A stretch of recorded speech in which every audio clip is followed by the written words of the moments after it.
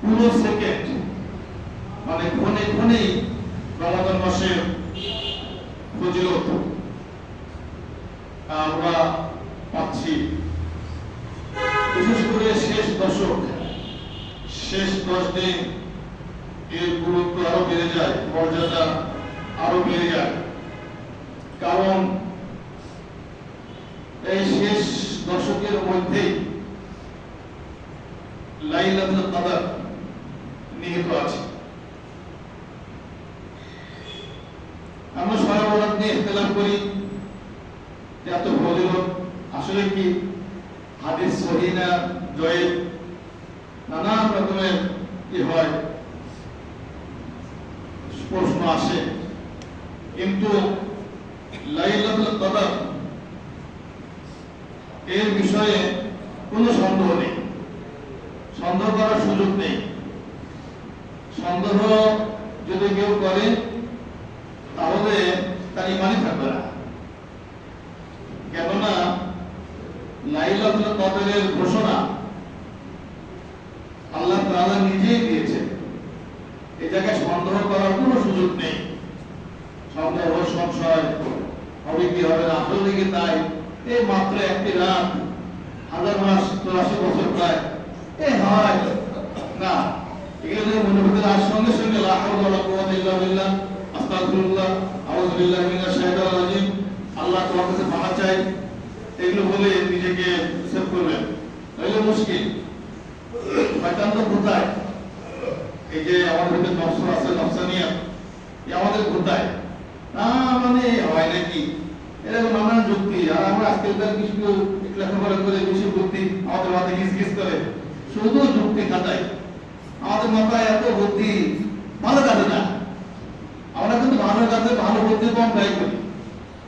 যত রকমের অহিত বুদ্ধি, কুটো বুদ্ধি, অশান্তি করার মতো বুদ্ধি, পরস্পর কি করে দূরত্ব সৃষ্টি করা যায় এই বুদ্ধি, ঝগড়াঝাটি, উগ্রতা, মেজাজ, এই সমস্ত আমরা পারদর্শী। কিন্তু ভালো জিনিসে না।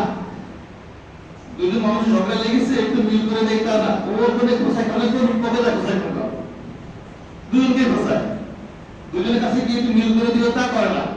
বুঝবত হয়েছে, দূরত্ব হয়েছে, একটু মিলে দেয় না। এই এই এই এই লোক কম, বরং করে কি আপনি কোনো খালি বলবেন ওর বিরুদ্ধে, আপনার কথা ওর কাছে বলবেন খালি কোনো বিরুদ্ধে, আরো মানে যে আধুনিক কি ঢালিয়ে না, এটা বেশি আর কি। তো যাই হোক, আমাদের এই বুদ্ধি আল্লাহ তাআলা দিয়েছেন ভালো কাজে মোটেও না, শুধু অশান্তি সৃষ্টি করা যায় কি করে, এগুলো আর কি। তো যাই হোক, ভালো বুদ্ধি, মাথার মধ্যে ভালো চিন্তা, মনের মধ্যে ভালো চিন্তা, এগুলো করতে হবে। তো যাই হোক, সবে কদর বা লাইলাতুল কদর নিয়ে কোনো সন্দেহ নেই। আল্লাহ তাআলা নিজেই বলেছে, একদম পূর্ণাঙ্গ সূরা, আমরা জানি একটা পূর্ণাঙ্গ সূরাই নাযিল করে দিয়েছে আল্লাহ তাআলা কদরের নামে, সূরাতুল কদর 30 নম্বর পারায়। এই যে কোরআন, আল্লাহ তাআলা কোরআন, আমি ওই 2-3 জুমা আগে বলছিলাম যে রমাদান মাসে এত ফজিলত কেন, রমাদান মাসে এত ফজিলত কেন। রমাদান মাসে ফজিলত এই জন্য যে এই মাসে নাযিল হয়েছে কোরআন, এই মাসে কোরআন নাযিল হয়েছে, এই মাসে নাযিল হওয়ার কারণে এই মাসের মর্যাদা বেড়ে গিয়েছে। আবার এই মাসের মধ্যে যে সময়টা শুধু রাত, যে সময় এই নাযিল হয়েছে ওই সময়ের মর্যাদা আরো বেড়ে গিয়েছে। এই মাসের তুলনায় ওই রাত্রির মর্যাদা আরো বেড়ে গিয়েছে। এই জন্য যে এই মাসে এবং এই রাত্রিতে ইন্না আনসালনাহু ফি লাইলাতিল কদরি, পরিষ্কার কথা এখানে আল্লাহ তাআলা বলেছেন যে আমি কোরআন নাযিল করেছি কদরের রাত্রিতে।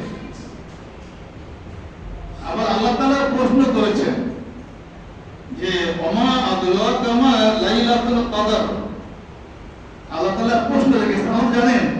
আপনারা জানেন যে কোনো গুরুত্বপূর্ণ কিছু বিষয় জানাতে হলে একজন শিক্ষক যখন আমাদের সারবা যখন ক্লাসে এসেছে, গুরুত্বপূর্ণ বিষয় পরীক্ষা আসতে পারে বা খুব কঠিন বা খুবই মানে সামঞ্জস্য এই সিলেবাসের সাথে, তো সামনে এসে বলে যায় খেয়াল আচ্ছা কিন্তু গুরুত্বপূর্ণ বলে না, আমাদের লেখাপড়া করেছেন, কেউ মনোযোগ হবে না, এটা কিন্তু খুবই গুরুত্বপূর্ণ, পরীক্ষায় আসতে পারে, আগে কতক্ষণ মানে মনোযোগ আকর্ষণ করে। তো যাই হোক, আল্লাহ তাআলা সরাসরি বলতে পারতেন যে রাত্রিতে আমি কদর নাযিল কোরআন নাযিল করেছি, কদর রাত্রিতে, আর কদর রাত্রির ফজিলত এই, আল্লাহ তাআলা সরাসরি বলতে পারতেন। কেউ সরাসরি না বলে আবার জিজ্ঞাসা করেছেন, আপনি কি জানেন যে কদরটা কি? আমা আদরাকা মা লাইলাতুল কদর, কদরটা কি আপনি কি জানেন? আবার আল্লাহ তাআলা নিজেই উত্তর দিচ্ছেন যে লাইলাতুল কদরি খায়রুম মিন আলফি শাহর, কদর এমন এক রাত্রি যেটা হাজার মাস থেকেও উত্তম। মানে এই রাত্রের ইবাদত,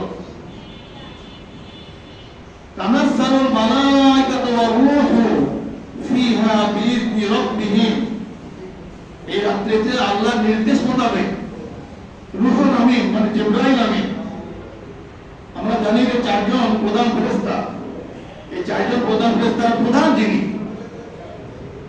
জিবরাইল, মিকাইল, আজরাইল ও মালাকুল মউত আর ইসরাফিল, এই চারজন প্রধান ফেরেশতা, প্রধানের মধ্যে একজন প্রধান। তো এই প্রধান ফেরেশতা যিনি, ইনি হচ্ছে, এটাকে রূহুল আমিন বলা হয়। আল্লাহ তাআলা বলেছেন যে তানাজ্জালুল মালায়েকাতু ওয়ার রূহু, এই রূহু মানে রূহুল আমিন, জিবরাইল আমিন, বিইذনি রাব্বিহিম, আল্লাহর অনুমতি নিয়ে বা আল্লাহর নির্দেশ ক্রমে জিবরাইল আমিন নিজে এবং তার দলবল নিয়ে, অন্যান্য ফেরেশতাদের নিয়ে পৃথিবীতে আসেন। কি নিয়ে আসেন? মিন কুল্লি আমরিন সালাম, শান্তির বার্তা, সালাম, এটা আসসালামু আলাইকুম মানে কি? আপনার প্রতি শান্তি বর্ষিত হোক, সালাম, এর মিন কুল্লি আমরিন সালাম, যত রকমের শান্তি আর শান্তির বার্তা নিয়ে জিবরাইল আমিন পৃথিবীতে আগমন করেন। ইয়া হাত্তা মাতলাইল ফাজর, ফজর পর্যন্ত।